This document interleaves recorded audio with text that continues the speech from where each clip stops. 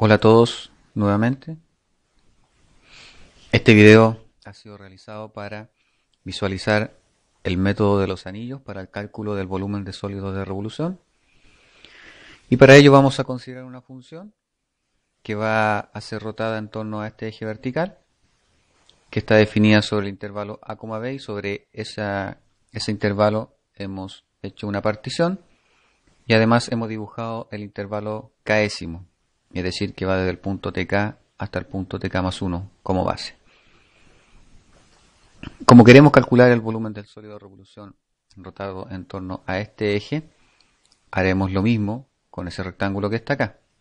Si ustedes se dan cuenta, cuando hacemos el método de los discos, la base de estos rectángulos es paralela al eje de rotación. En este caso, la base de estos rectángulos es perpendicular al eje de rotación. Si comenzamos con la animación, ya comenzamos a vislumbrar cuál es la figura que se está generando ahí. Y esa figura que se está generando no es otra cosa que un anillo. Y de ahí el nombre de este método para calcular volúmenes. Y ese anillo, si queremos calcular el volumen, lo podemos dividir en dos figuras para hacer más simple el cálculo del volumen.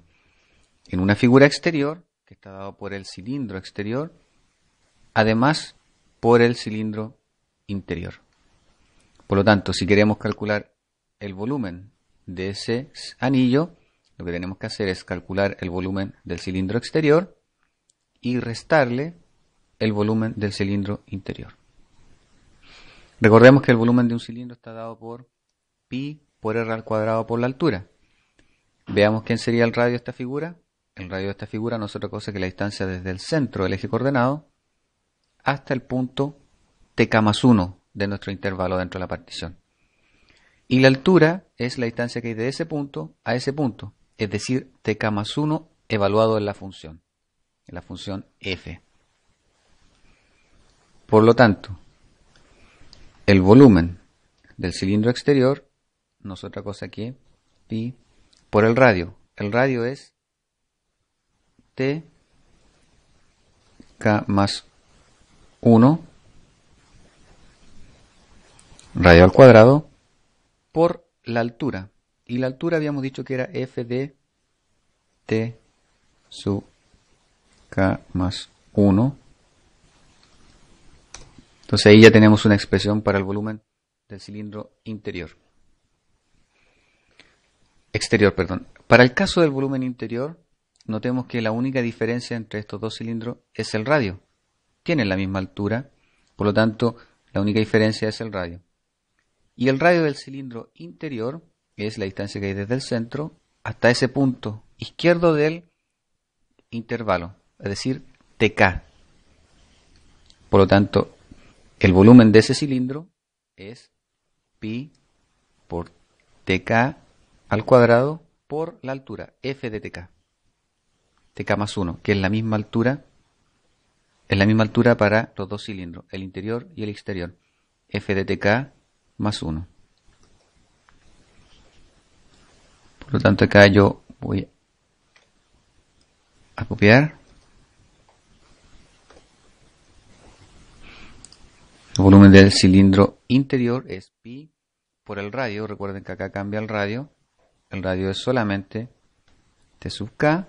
Y la altura es la misma para el cilindro exterior.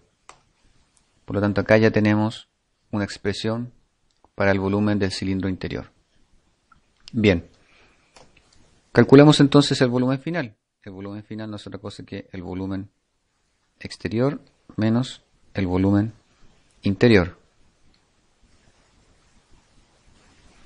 Y eso que está ahí no es otra cosa que el volumen es igual volumen exterior.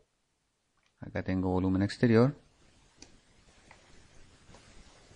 menos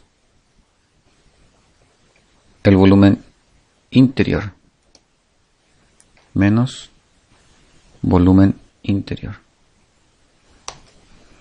Bien, si nos damos cuenta, acá existen varios elementos en común. Uno de ellos es pi y el otro es f de tk más 1. F de tk más 1. Por lo tanto, vamos a hacer una factorización. Pi por f de tk más 1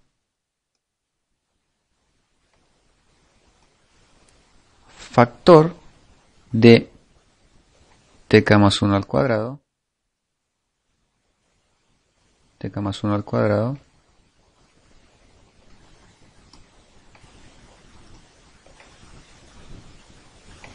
menos tk al cuadrado. Esa es la factorización que hay. Esa factorización que está ahí.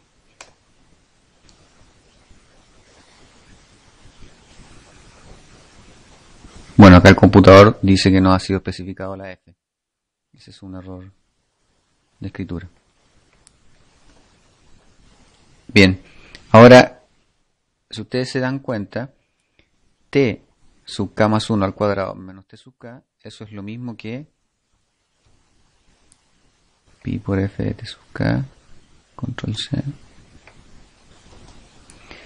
Eso es lo mismo que suma por su diferencia.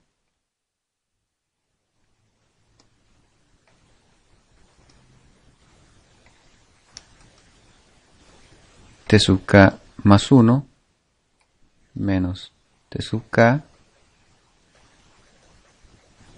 por t sub k más 1 más t sub k. T sub k más 1 más t sub k. ¿Por qué hago eso?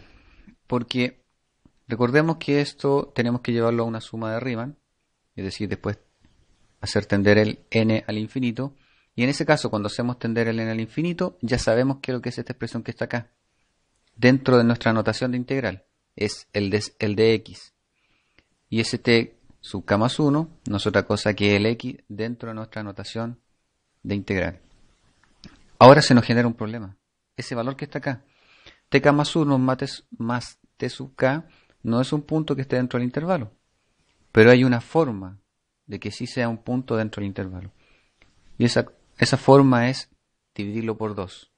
Si tomamos un punto tk más 1, le sumamos un punto tk y lo dividimos por 2, es decir, sacamos el promedio, siempre ese promedio va a estar entre esos dos puntos que le estamos sacando el promedio. Pero si acá dividimos por 2, para que la expresión no se altere, tenemos que multiplicar por 2. Bien, entonces haciendo la misma analogía, cuando hacemos tender el n al infinito, entonces el volumen va a estar dado por la integral ¿de quién? De la función. La función en este caso sería 2 pi por f de quién. Ese punto t sub k más 1 va a ser denotado por x dentro de ese límite infinito. Esa expresión que está acá, t sub k más 1 menos t sub k, no es otra cosa que el de x que aparece dentro de la expresión. Y ese punto que está acá, cuando el n tiende a infinito, tiene el mismo significado que ese punto que está acá. Por lo tanto, ese punto que denotamos como x en el n infinito, ese punto que está acá también va a ser denotado como x. ¿Sí? Recordemos que el software no detecta la integral de esa forma, así que tengo que colocar coma x. Luego, la expresión para calcular el volumen de un sólido de revolución con el método de los anillos es 2pi por la integral desde a hasta b de x por f de x en dx.